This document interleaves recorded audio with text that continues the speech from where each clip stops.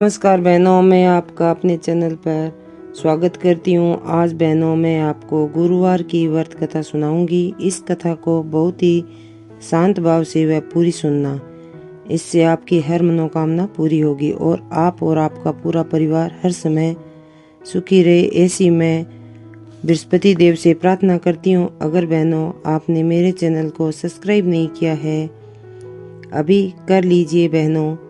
मैं आपके सामने हर समय इसी प्रकार धार्मिक विचार के साथ उपस्थित रहूंगी। अब हम ज़्यादा समय नहीं लेते हुए शुरू करते हैं बृहस्पति देव की कथा। किसी गांव में एक साहूकार रहता था, जिसके घर में अन्न, वस्त्र और धन किसी की कोई कमी नहीं थी। परंतु उसकी स्त्री बहुत ही कृपण थी, किसी भिक्षार्थी को कुछ नहीं देती। सारे दिन घर के काम काज में लगी रहती। एक समय एक साधु महात्मा बृहस्पतिवार के दिन उसके द्वार पर आए और भिक्षा की याचना की। स्त्री उस समय घर के आंगन को लीप रही थी। इस कारण साधु महाराज से कहने लगी कि महाराज, इस समय तो मैं घर लीप रही हूँ, आपको कुछ नहीं दे सकती, फिर किसी अवकाश के समय आना। साधु महात्मा खाली हाथ चले गए। कुछ दिन के पश्चात वही साधु महात्मा आए। उसी तरह भिक्षा मांगी। साहूकारनी उस समय लड़के को खिला रही थी।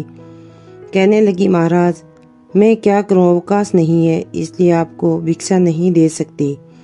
तीसरी बार महात्मा आए तो उसने उन्हें उसी तरह से टालना चाहा, परंतु महात्मा जी ने कहने लगे कि यदि तुमको बिल्कुल ही अवकाश हो जाए तो मुझको भिक्षा दोगी।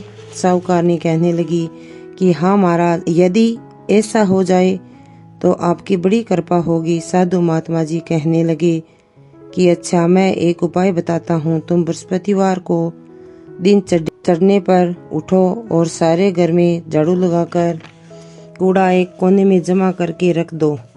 घर में चौका इत्यादि मत लगाओ। फिर स्नान आदि करके घर वालों से कह दो उस दिन सब हजामत बनवाए। रसोई बनाकर चूल्हे के पीछे रख दो, सामने कभी न रखो।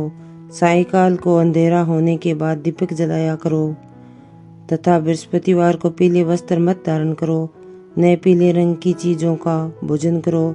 यदि ऐसा करोगी तो तुमको घर का कोई काम नहीं करना पड़ेगा। साहूकारनी ने ऐसा ही किया।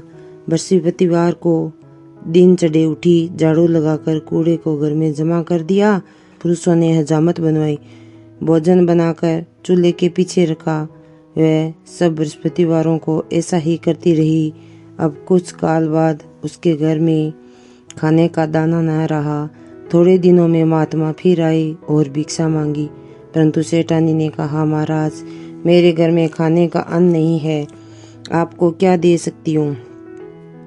तब महात्मा ने कहा कि जब तुम्हारे घर में सब कुछ था तब भी तुम कुछ नहीं देती थी, अब पूरा का पूरा अवकाश है तब भी कुछ नहीं दे रही, तुम क्या चाहती हो वह कहो।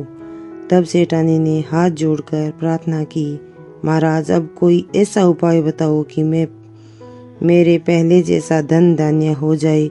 अब मैं प्रतीक्षा करती हूँ कि अवश्य मैं जैसा आप कहोगे वैसा ही करूँगी। तब महात्मा जी ने कहा, बृहस्पतिवार को प्रातःकाल उठकर स्नान आदि से निर्वृत्त होकर घर को गौ के गोबर से लिपो तथा घर के पुरुष हजामत न बनवाए। भूखों को अन्न जल देती रहा करो। ठीक सायंकाल दीपक जलाओ। यदि ऐसा करोगी तो तुम्हारी सब मनोकामनाएं भगवान बृहस्पति जी की कृपा से पूर्ण होगी। सेठानी ने ऐसा ही किया और उसके घर में धन धान्य वैसा ही हो गया जैसा पहले था। इस प्रकार भगवान बृहस्पति जी की कृपा से अनेक प्रकार के सुख भोग कर दीर्घायु तक जीवित रही वो। इस तरह बहनों, आप भी गुरुवार के दिन इन नियमों के अनुसार गुरुवार का व्रत रखोगी तो आपका पूरा परिवार कभी भी किसी कष्ट में नहीं आएगा, ऐसी मैं बृहस्पति देव से प्रार्थना करती हूँ। अगर चैनल को सब्सक्राइब नहीं किया है तो अभी कर लीजिए, जिससे मैं भी मोटिवेट होकर ऐसी कथा लेकर आती रहूंगी।